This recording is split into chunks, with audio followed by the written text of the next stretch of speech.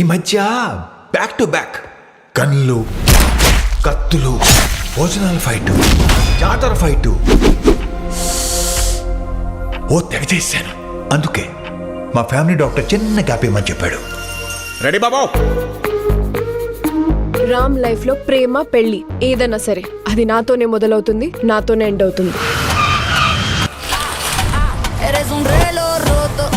ఏ relationship అయినా మనం కలిసే పర్సన్ బట్టి డిపెండ్ అయి ఉంటుంది, రైటా రాంగా అని.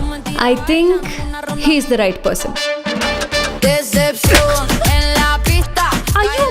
మీకేమన్నా అయితే మోస్ట్ ఎఫెక్టెడ్ పర్సన్ నేనే మేడం.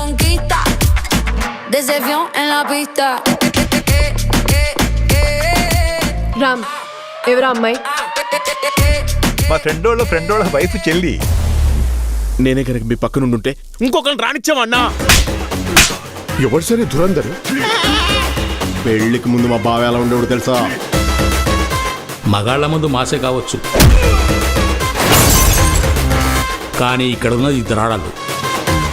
కాసేసి బొమ్మ బొరస నిలబెట్టాను. పండగ కదా, ముందు ఎంటర్టైన్మెంట్, తర్వాత అనౌన్స్మెంట్.